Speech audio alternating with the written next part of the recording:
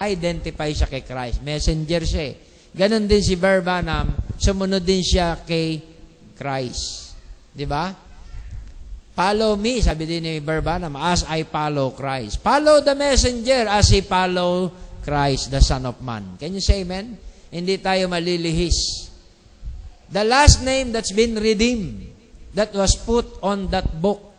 Ang last name na na-redeem sa first shipwave offering ng harvest ay si William Marion Branham.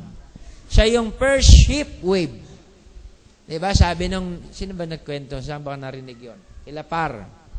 Yung tatay nila, sa unang ani, pipiliin yung pinakamainam na tinatawag na palay.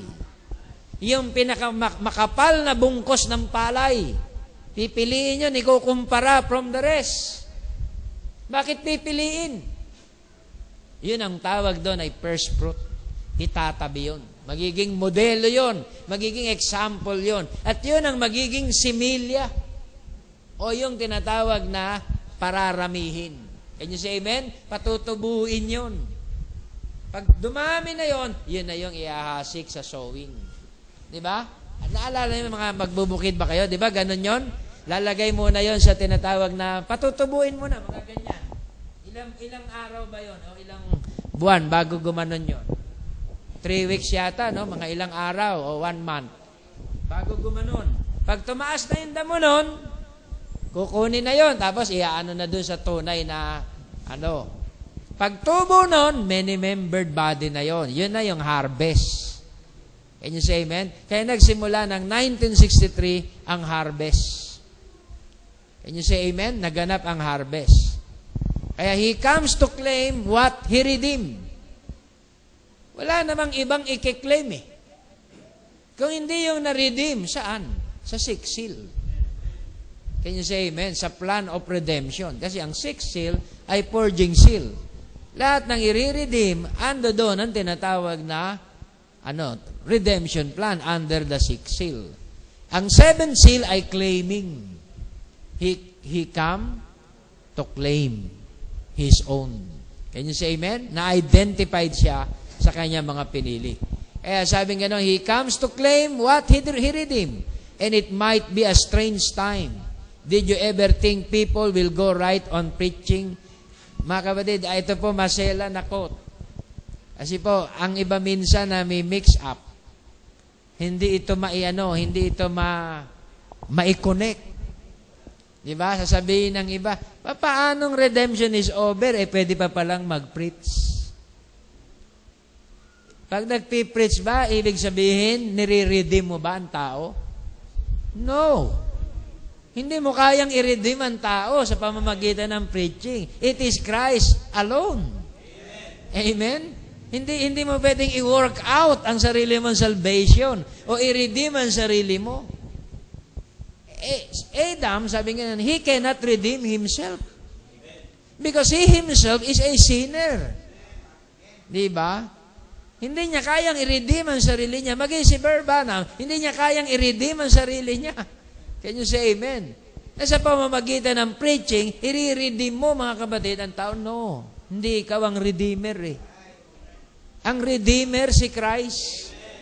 Kaya sa pamamagitan ng preaching, may thought ang iba na yun ang tinatawag na harvest time. Yun ang redemption, no?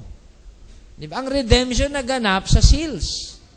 He paid the price and then He claimed the price. He claimed the subject.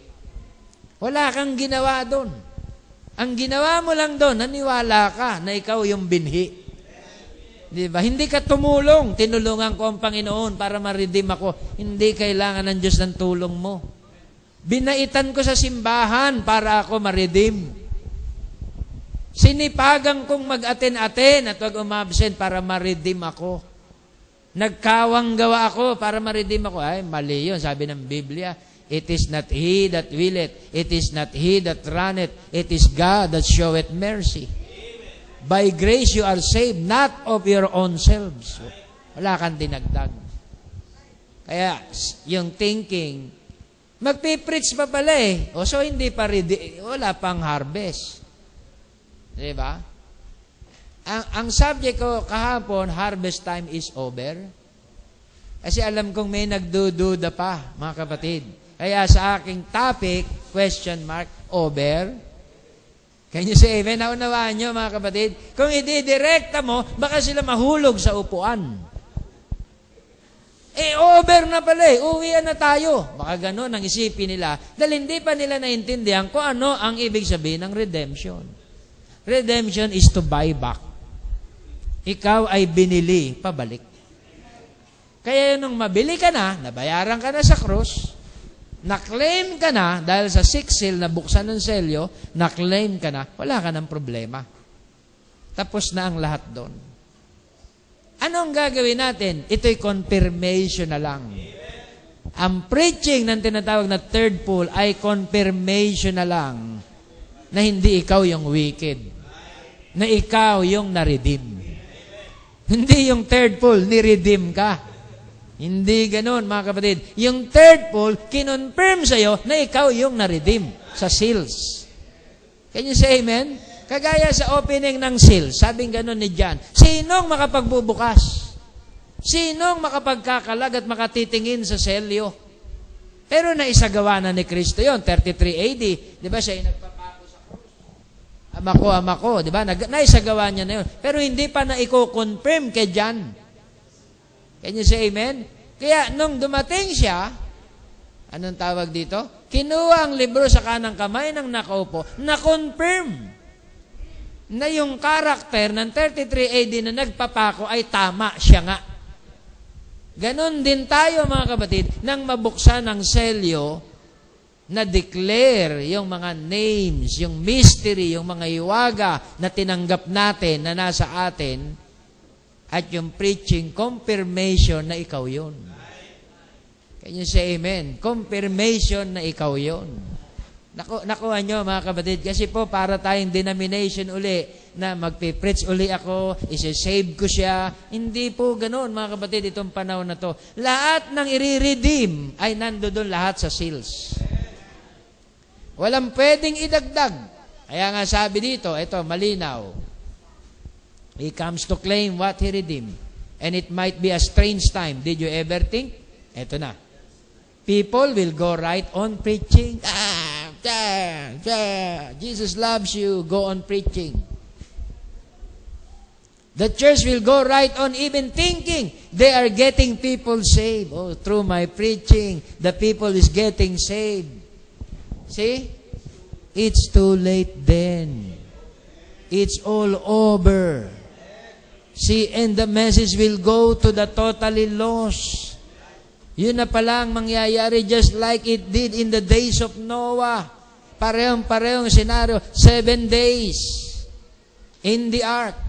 It did in the days of Sodom.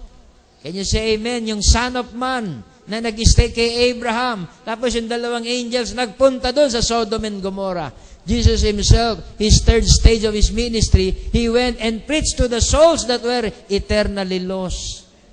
Hindi po matanggap ng iba. Tayo'y nangangaral na lang para ipangaral ang mensahe sa mga totally lost. Baka may seed pa ron, pastor. Walang problema sa seed. Kung seed yun, mako-confirm. Sabi niya, praise God. Yan ang hinahanap ko. Hindi siya naging seed doon sa preaching mo. He is always a seed. He never become a seed through your preaching. No, hindi siya na-redeem sa iyong preaching. Ang nag-redeem sa kanya, si Christ, kinlaim siya sa seals. Kailan sabihin mo sa kanya kung ano yung nasa seals. Sabihin mo sa kanya kung ano yung pangalang naka-record doon sa seals.